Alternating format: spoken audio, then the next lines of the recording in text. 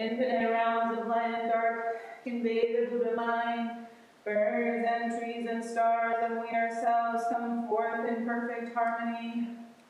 We recite our Gata and our Sutra for the many beings of the world and dedicate our practice in grateful thanks to our many guides along the ancient way. We especially dedicate these merits to those names who we hold in the silence of our hearts, as well as those whose names we now voice aloud. It is time of transition.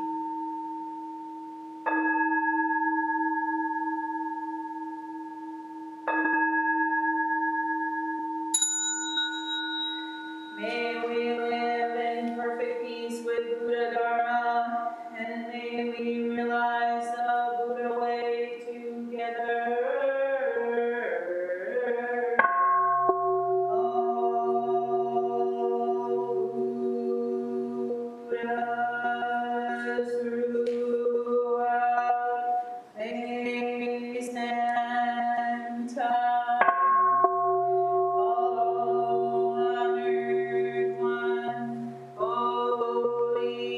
Bodhisattva Mahasattva. Wisdom beyond wisdom, Maha Prajna Paramita.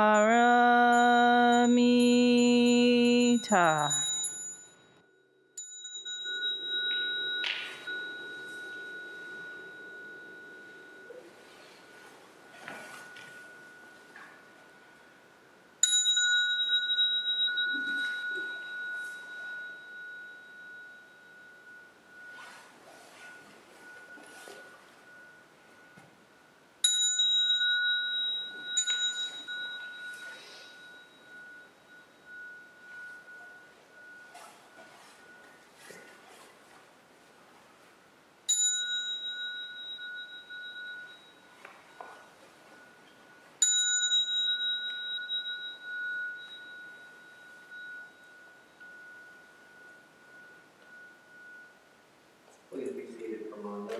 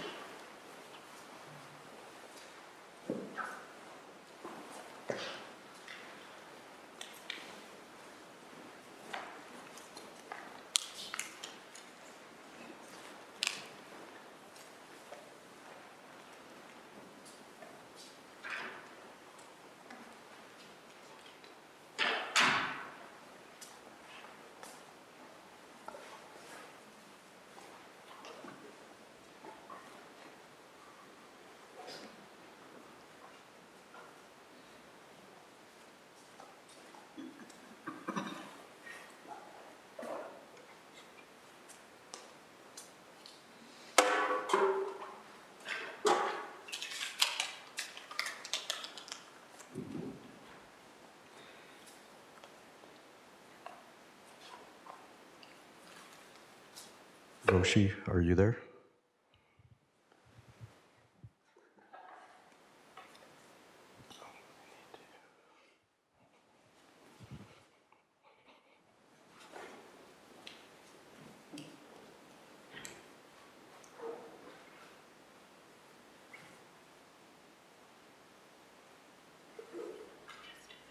Oh, wait.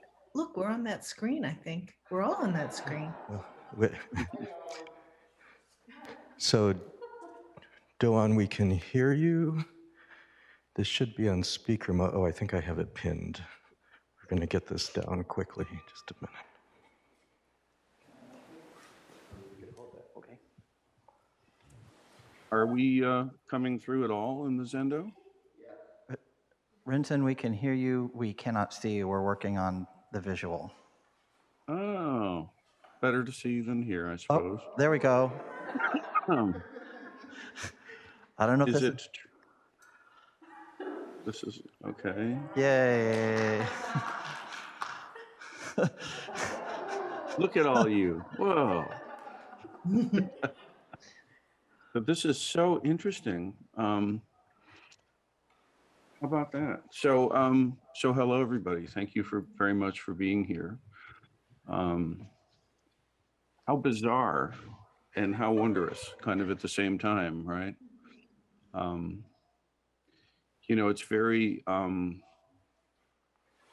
It's it's just very interesting to me how all this is kind of working out, like just in the very nick of time, we got our internet to actually function, and Hoshi's been doing such an amazing job with all the tech folks.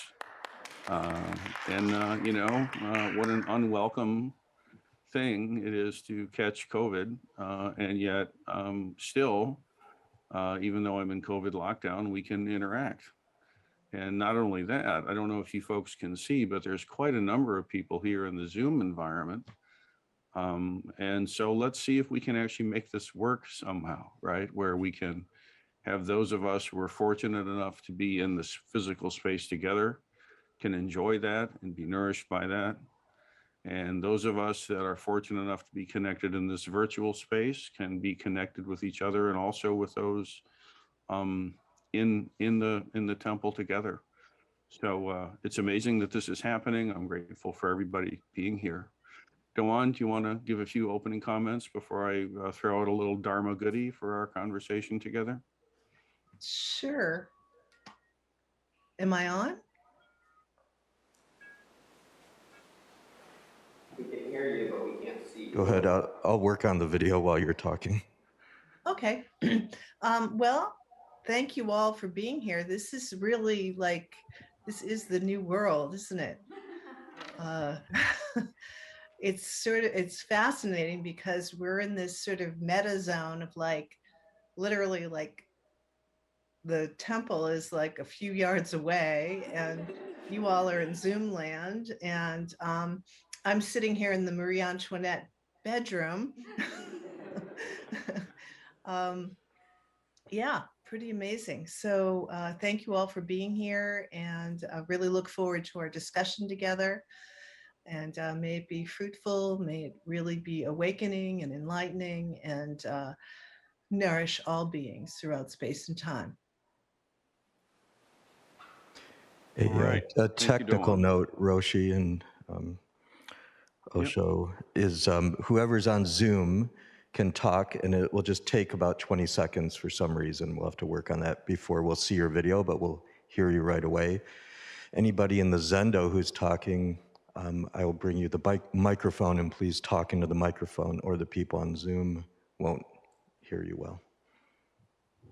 I think in order to try to direct traffic in some way, what might make sense, Hoshi, is for you, there you are, for you to sort of be the bearer of the microphone out there, or someone, if you need to be in the AV room for whatever reason. And then Kaishin, if you could be sort of the director of traffic for the Zoom environment. And that way, when it comes time for back and forth, we can have one from the physical space and one from the virtual space. I mean, unless there's a better idea, it seems like that's a good way to go. So, for a little Dharma bit, for us to kind of have an excuse to talk to each other, I alighted upon Master Hong Shan, who is a great poet just before the Tang Dynasty in China. And he sort of wears the mantle of the self-educated ascetic. He's sort of the Thoreau, Walden Pond kind of guy, but probably the most famous poet in all of China. He has a verse that goes like this: chattering about food won't fill your belly. Blabbing on and on about clothes will not stop the cold. Fill you up, only food will do. Putting on clothes, that's what keeps out the winter. But misunderstanding, you mull things over, always saying, seeking the Buddha is just too damn hard. Turn your mind back. That is Buddha. Don't swivel your eyes around outside all the time. So, in this kind of very pivotal moment that we're in, the pandemic clearly is changing form. The Sangha space has changed form. Our practice has changed in some ways. I'd like to ask you, what is it that has actually put food in your belly? What is it in your practice that has actually kept out the winter? What is it that you're doing that is actually connecting and helping you in this time? I would really like to know if there are things and practices and ways of engaging the Dharma that have proven to be beneficial to you and helpful to you. I'd like to hear about that and have some conversation about those things. So I'd like you to consider for a moment or two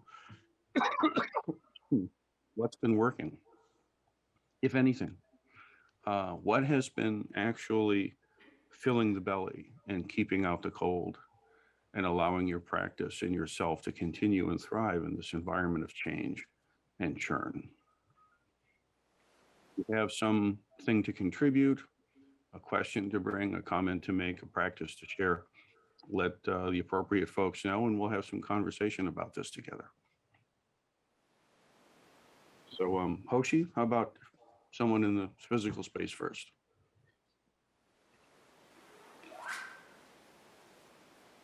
Roshi, this is Isan. Everyone can talk through your mask if you want, it'll pick it up, but if you don't, I think we prefer you to talk through your mask. That's the code. Can you talk with your mask on, Isan? Put your mask on. Oh, sorry.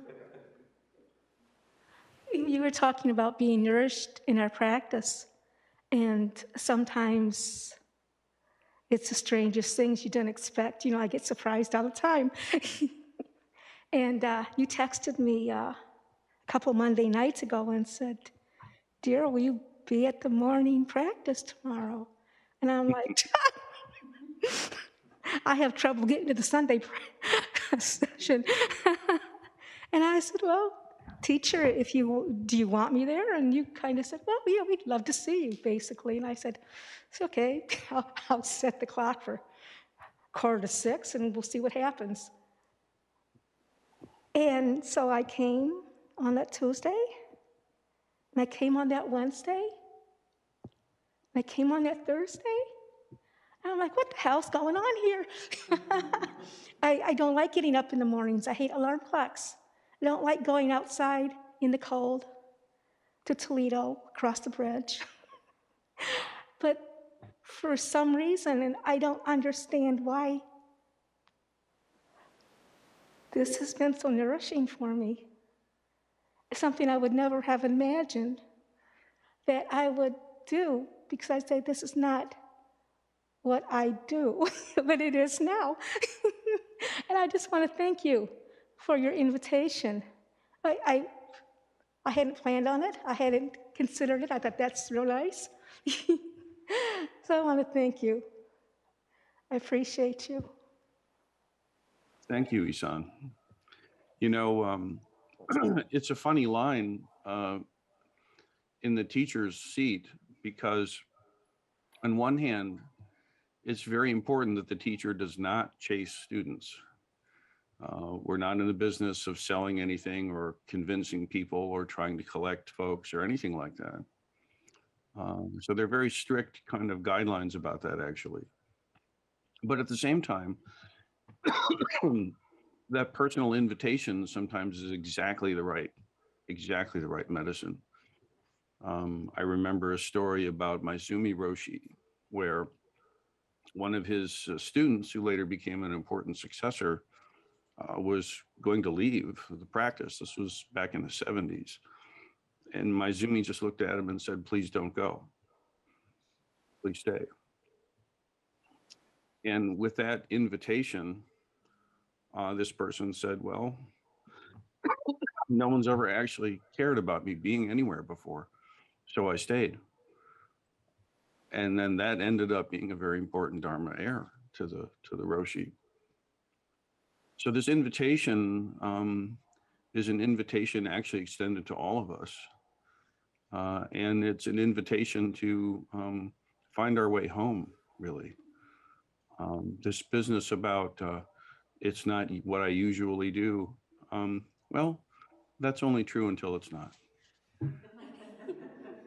Dig in. Joanne, any contributions or comments? Well, as you were speaking, I was thinking about this. We don't really know why or how we're actually getting up in the morning and getting into the Zendo. And to just really kind of honor and appreciate that and bow to that part of us that is doing it, and we don't even really know why we're doing it. And that somehow that's the echo and the energy of our Buddha nature, sort of calling us through the winds, through the skies, through our body, through our hearts. Come, please come. You are needed. And that's the other side of it is I don't think we really appreciate how much effect we have on others. It's so important for everyone when we show up in the Zendo. And it doesn't matter if you've been practicing for like 2 minutes or if you've been practicing for 70 years.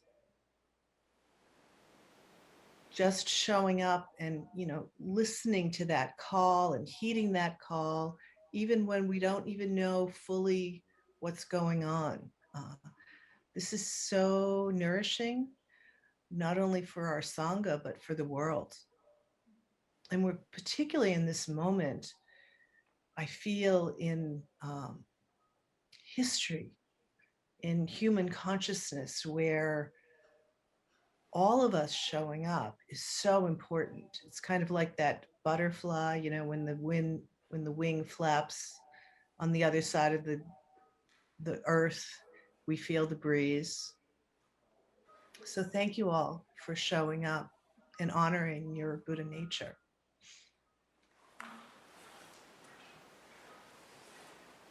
Aichen? Mine is the only hand raised online at the moment. But I encounter with the winter within the context of depression and seasonal affective disorder. And so the light is an interesting practice. Is I have to do a lot to kind of make sure I'm home before dark. And in the context of my practice and daily sitting and everything else, I find I need to find things to do. So it's the feeding of the cat, the sewing of the robe, the washing of the dishes, the making of breakfast. And these things I'm finding are very much like the numbers when we count the breath. That right now, particularly at this time of year, when everything seems to be going bonkers in the world, seeing why the cat's crying is that callback to the breath for me. I've spoken. Yeah, beautiful. Thank you. It's a good thing to to point out that when we're veering towards anxiety and depression and difficult mental states, excuse me, everybody, trying to move from there to the great vow of compassion and, for all beings, it's a bit of a stretch, and so what we do in those times, as you point out, is come to your senses, come to the moment you're in. Feel your feet on the floor, feel your sits bones on the cushion, feel the air over your head. And then do things to engage in your environment. Cleaning, dish doing, engaging in the senses and in the moment. Not as an ultimate parking lot where we spend all of our time, but as a way of getting back to neutral and then moving in to compassion from there. Dawn? Yes, I think that it's very interesting that the more intimate and the more sort of awake we are to everything touching,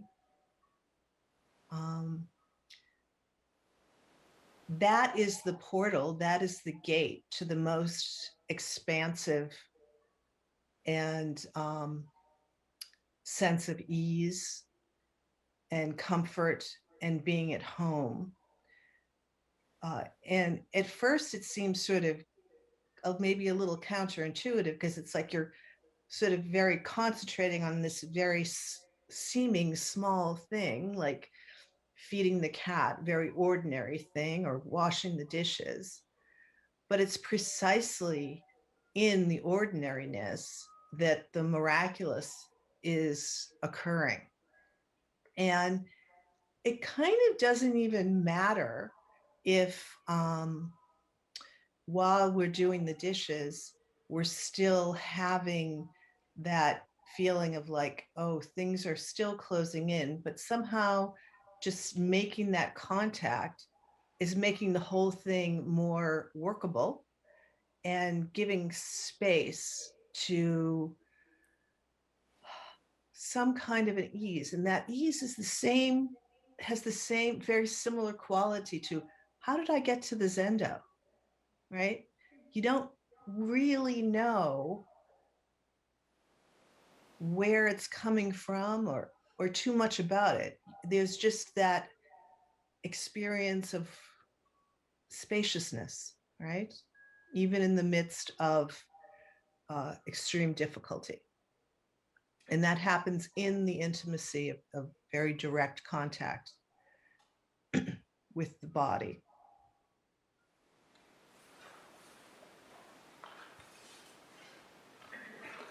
Kochi?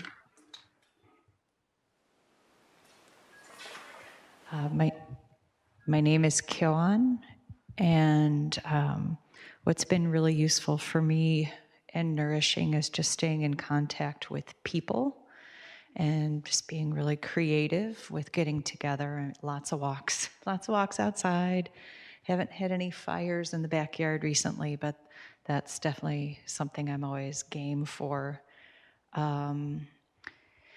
And, you know, with everything that's been previously said, you know, there's that human invitation to do something that sometimes, whether you're an introvert or you just, you know, sometimes feel on the outskirts of life. I mean, it's so nice to feel wanted and needed. And the feeding of the cats, for me at a certain point in my life, it was scooping the poop out of the litter. Like, this I can handle, and the world needs me. The world, my cat needs me to clean this out so they can have a better experience. So whether it's the poop in the litter or the invitation from the Roshi, sorry, but it seems like it's all the same. It's all the same shit, right? Same shit, different day. Calling us to the moment, letting us know we are part of this whole mix of whatever's going on in the what we're doing now, and getting to that. Sometimes we are the agent of that invitation, not the cat poop, not the Roshi, not a friend, some imaginary something that we're waiting for, but that sometimes we can be that. I have found that to be true, reaching out to others and knowing, oh yeah, I guess I could do something here instead of waiting for something to come to me or to draw me out. I have a habit of collecting a lot of very introverted friends, so that gives me opportunity to kind of pull them out, and in that way it also pulls me in and keeps me engaged in life. So that's what I have to say. Thank you. I've spoken. Yeah, thank you, Kyoan. That's beautiful. Of the many kind of beautiful threads in that comment, one of them is helping others. You know, helping the kitty, helping be a catalyst to people to get together. You know, I wear my robe for you, right? If it's up to me to just kind of wake up by myself at 6:30 and sit for the day or whatever, it's just not going to happen, really. But excuse me, when it's for helping others, then it happens reliably. So being of use to others and helping others, even in very small ways, is absolutely critical. On? Yes, thank you. That was a beautiful share, Kyoan. Just sort of to just kind of pull the thread between what you said and what we're saying every day in the liturgy, that is the Bodhisattva vow, that our life, the way that we're combusting our life, to try to just be more loving, more kind, more tenderhearted, is for everybody. And we are vowing to bring everyone to great bliss.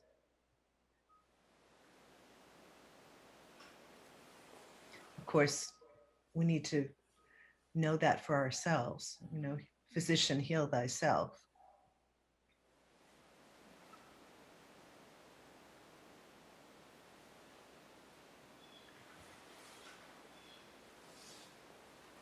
Somehow we lost the video of the Sendo space, and instead I see a delayed version of myself. Oh, there I am. Okay, there we are.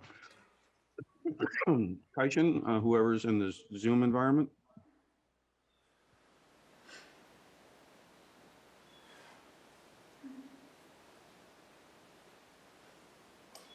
Ujo is up. Thank you. Can you hear me? Mm-hmm. Okay, great.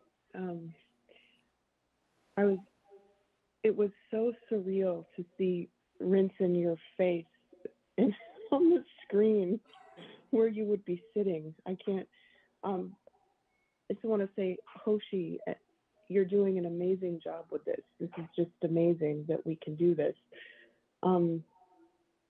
So for the past month, 5, 6 weeks, there's been a lot of hell going on here in my life, in my family's life, and a family member dying. Kind of, she's not dead yet, but it's imminent. And everybody's talking about feeding, taking care of their cats, and we just put Pablo to sleep 2 days ago, and just everything, just one hit after the other. However, I've been feeling lately like I'm almost getting away with something, because, which, that's a really screwed up way to look at it. I need to examine that. But I feel like I've just been stripped of all defenses, and I'm just throwing myself into whatever it is. Like, I just thought, Calgon, take me away. And in doing that, it takes the sting off, because it's just what it is. So I came home 2 nights ago and quietly tried to just clean up the litter boxes one last time, get rid of the food dishes, the mats, clean the carpet where he was laying, because just stuff like that, and just quietly, get rid of that without making a scene of it, and just each little thing and each little thing, and oh, the relative who's not doing well, ooh, another setback, ooh, another setback. And I'm just trying to be, people have been posting some quote lately. I don't remember what it is, but the crux of it is, if you're worrying, you're stuck in the future. And I can spend 90% of my time stuck in the future worrying. And I know this. And so I'm trying to just drop it. I can't. So I've been little bits here and there trying to do things that are nourishing. Like, I'm going to drink a cup of tea now. And that's all I can handle. But I'm going to do it right now. And for me, this comes easily to many people. This does not come easily to me. So just little things like that. Even the crappy stuff, just trying to be present with it. And I don't feel very articulate about this, but I feel like I'm echoing what a couple other people have said. So, and in the midst of it all, as I've said before, Sangha has helped so much. Even many of you I'm not seeing on a regular basis. I'm not seeing you, but you're there. You're here, and you're here, and it helps immensely. So I have spoken. Thank you, Kyoan. Yeah. Bujo. Thank you, Bujo. One thing is that taking the armor off, it is absolutely critical. In order to be able to really embrace the moment, we have to take off all the barbed wire and all the masks and all the armor and all the shielding and all that stuff, because actually it's not helpful. I mean, all that stuff does really is keep us kind of entombed. So we're walking around in our own little portable tomb, thinking it's keeping us safe, but actually it's just killing us, So actually, the wisdom of no defense, of simply being open-hearted to whatever is actually arising. This is serious stuff. It's easy to babble about it, but to really do it takes some serious chops. But that is what the practice is about, right? Sitting there on the cushion, actually authentically meeting what's so in the moment. Of course, to some degree, we're aware of possible threats to our future well-being. We wouldn't want to cut that out, but we want it to be healthy. There's a healthy version of anticipating problems and mitigating them in advance. Sure, there's a healthy version of looking at the past and hopefully taking a lesson or two and improving what we do going forward. It's not just about burying our head in the moment, not noticing other things. But this skill of taking the armor off and allowing ourselves to be confused, grieving, worried, upset, whatever it is, and just allow it. And then meet the moment. So when I can talk, I talk. When I have to cough, I hit the mute and I cough. Go on. Yes, as you were speaking, Bujo, I was thinking, wow, this is like a really good working definition of the first noble truth, right? Life is suffering. So what's really like so incredible about our practice is that, these really sort of seemingly sort of highfalutin ideas of like the Four Noble Truths, this, that, and the other thing, actually, they are expressions of our day-to-day experience, right? And this weird way that the practice has of threading and weaving all of the teachings with the sitting, with the Sangha, with whatever catastrophe happens to show up in our life. It's almost like, to quote someone that I know, we're all on the Dharma bus, right? So, yeah, we're all driving a slightly different vehicle.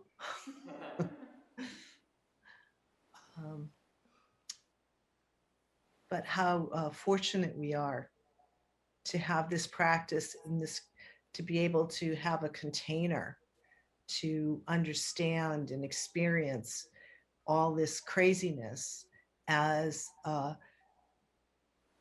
part of the ingredients for our awakening, not just making us have more defenses, more armor, not making us feel more isolated. Thank you.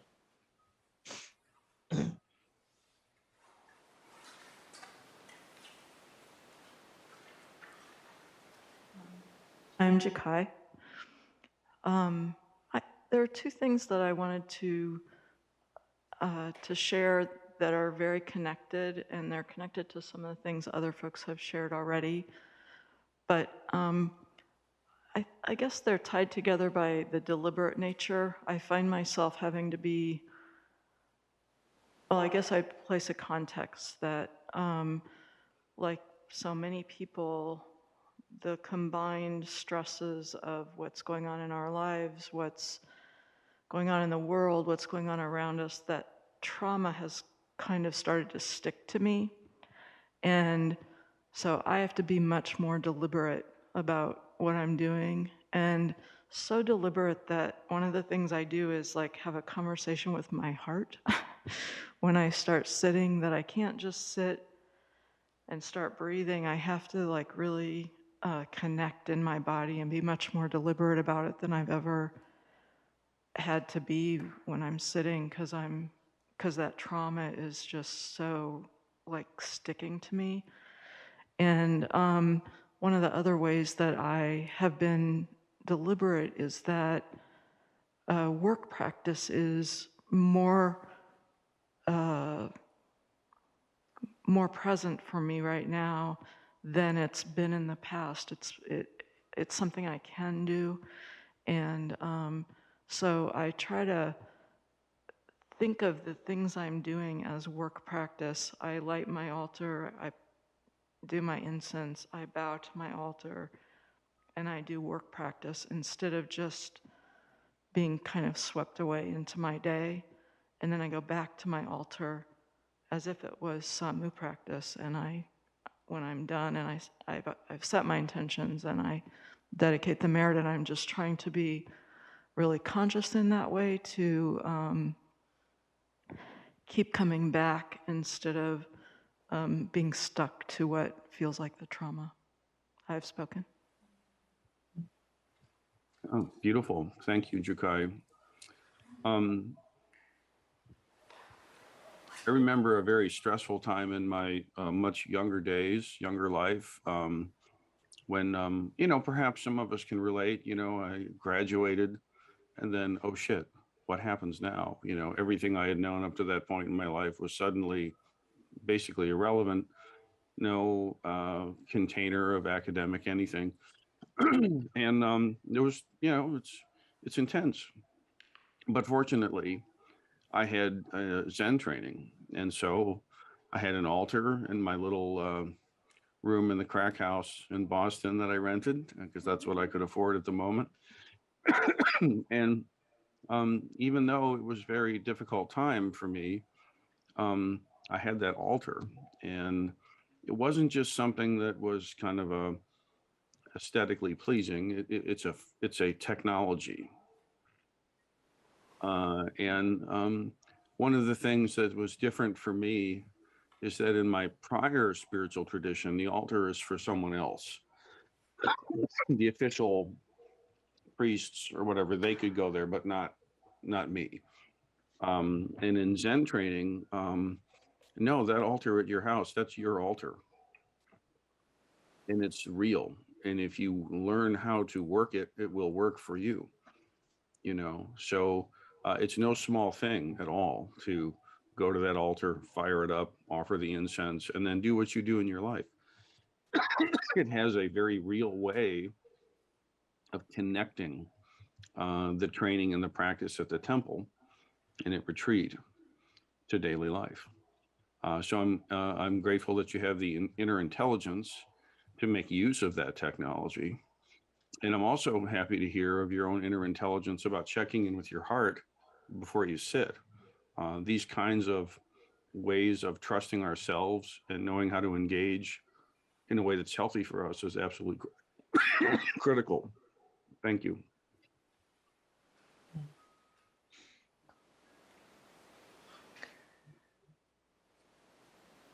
Okay. I'm sorry, I just was hearing Vincent coughing and it pulled my attention out a little bit. Thank you for sharing that, Jukai. I was really feeling the care and the tenderness of what you were doing, and just really appreciating how, you know, there's this sort of tendency now to poo-poo like liturgy and, you know, ritualized activity. It's, you know, we're in a secular world. These things don't matter anymore. And I'm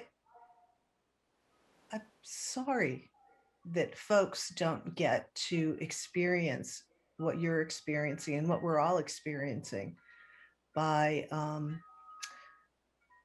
just having this altar, which is kind of like a portal for some connection between heaven and earth. And the prayers descend and ascend, you know, with that smoke going up. And there's always help, you know, there's always, I'm thinking about, you'll always find help at Hogwarts, you know, but it's actually true. We just merely have to open ourselves up to it and ask for it. And it's there for us.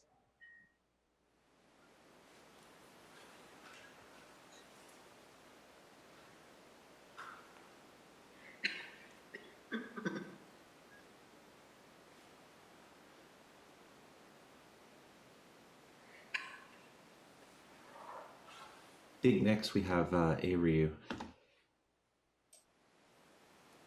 Hey, hello. I'm Aryu, and just thought I'd offer my 2 cents of what's been nourishing for me, just throughout the whole pandemic, basically, and especially during this difficult, when it's winter. I just empathize with everyone struggling with the cold and the winter and the darkness.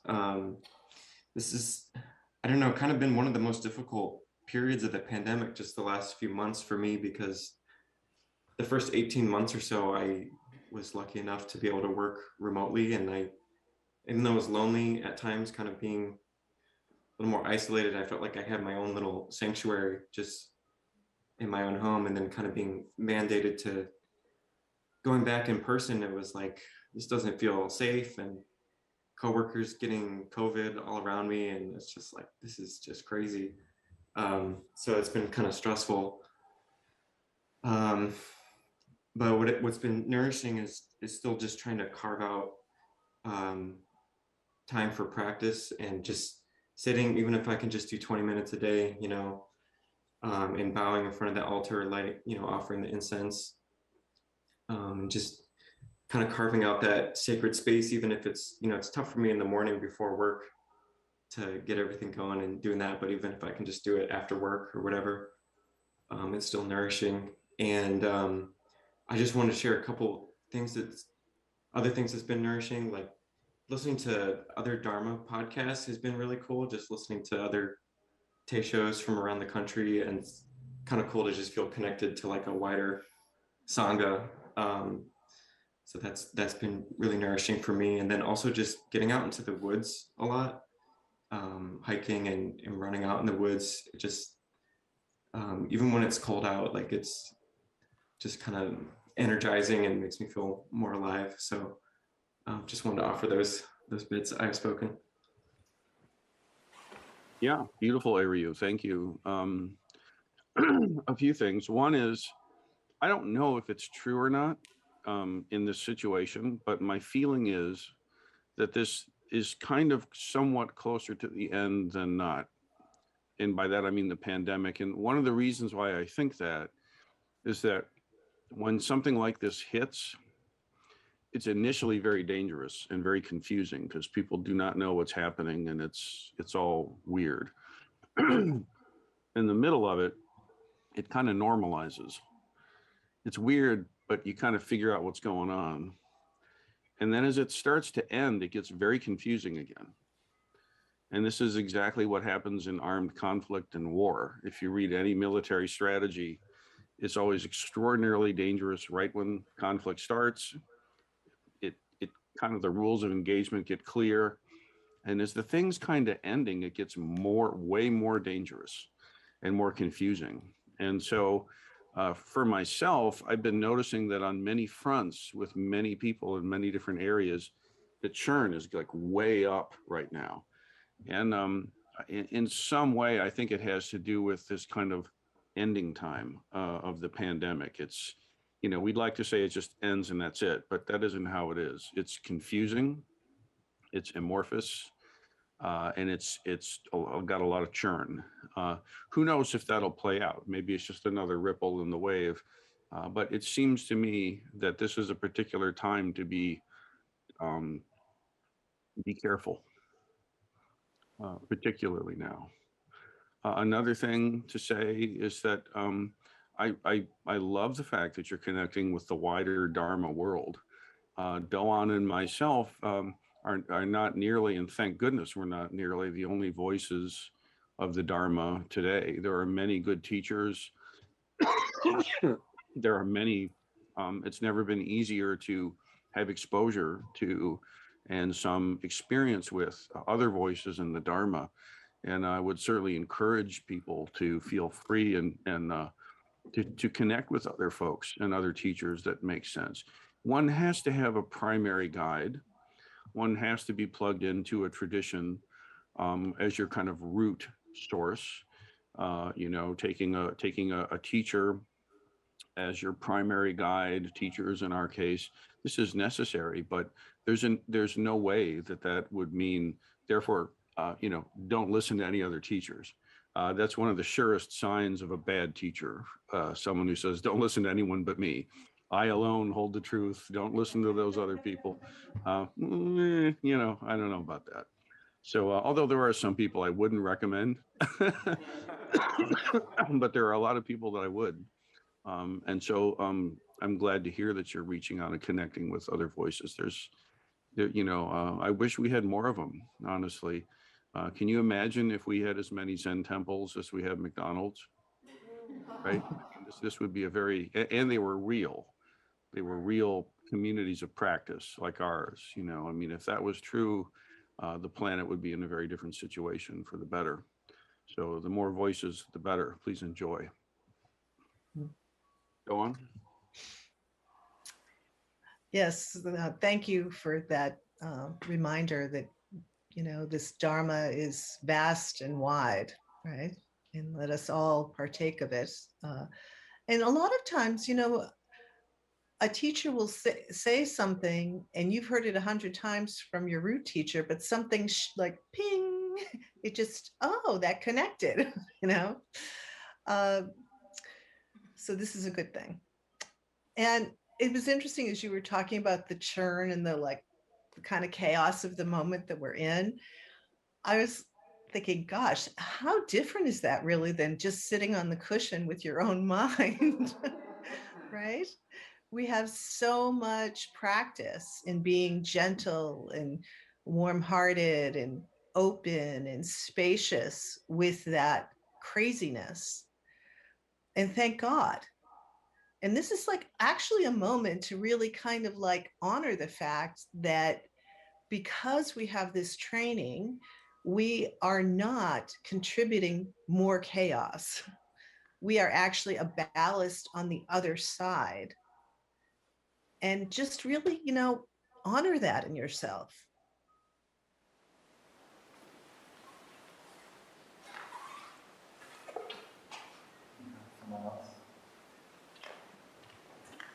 We have enough time. We don't. We're right at cutoff time. I'll bow to the clock. I'm being told that we are out of time, that we need to transition to the next thing, which is vows, Bodhisattva vows. I don't know. I mean, by my clock, we have 9 minutes.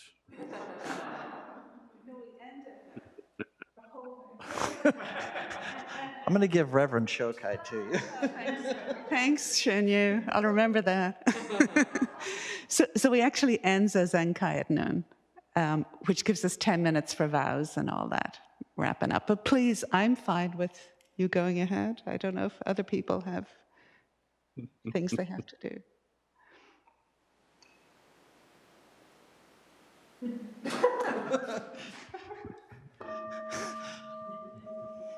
I hear the bell.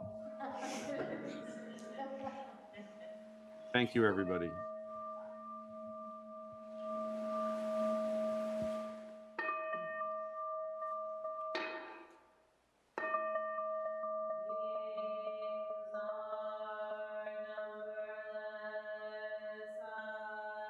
Vow to free them. The illusions are inexhaustible. I vow to end them. Dharma gates are boundless. I vow to enter them.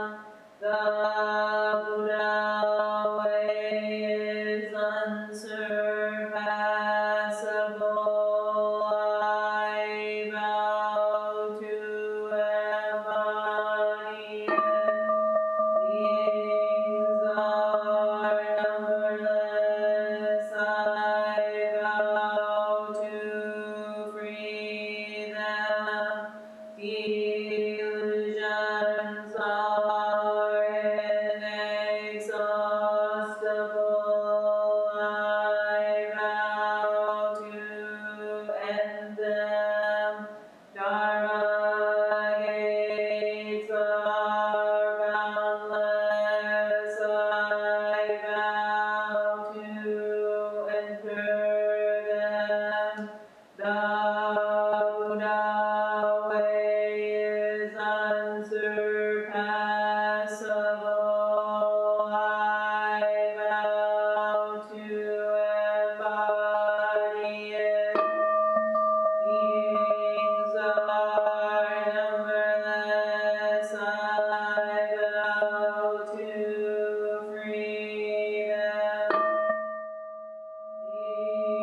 Illusions are inexhaustible. I vow to end them. Dharma gates are boundless. I vow to enter them. The Buddha way is unsurpassable. I vow to embody it.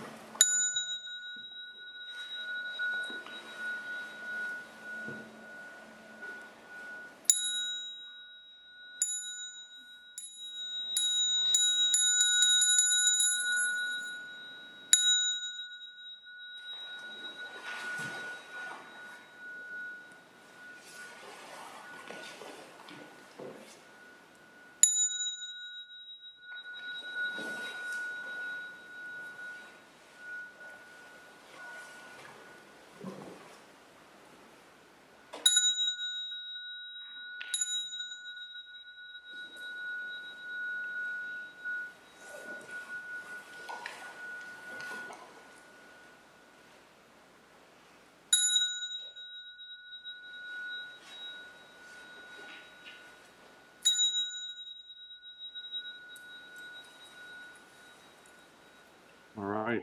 Thank you very much, everyone. Give a round of applause to Hoshi for pulling this off. Good job, Hoshi.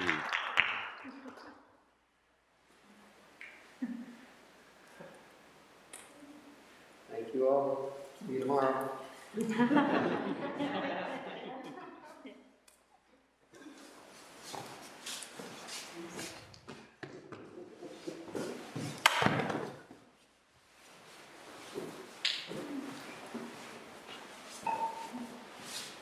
And all you Zoom folks, thank you for connecting and being a part of this today. Well done.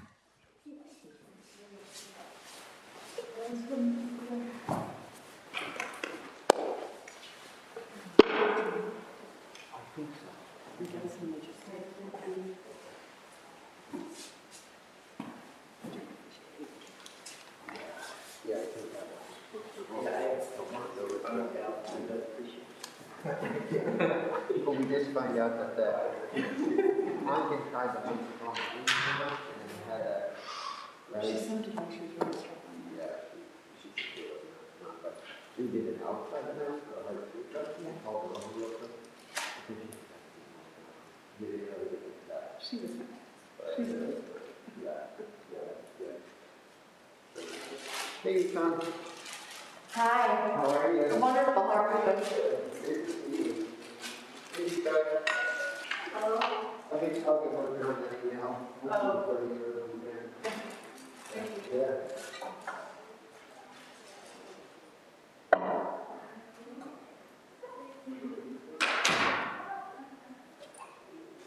Hello, Dharma sister. Goodbye, sister. It's you. I couldn't figure out. Yeah, you can. I know it. I have my head. I know the hat. The hat and everything. I know what it is. It's you can. Very good to see you. Yeah, great to see you. So you've been coming on Tuesdays? Yeah, I eat for a comment. That's how you love me. I've been using it for 2 weeks. Unfortunately, it's so hard to get up. So I really need my invitation. Oh my goodness. Yes. Yeah. I just know that everybody figured that out. No, they got to change from doing something to women and roping girls.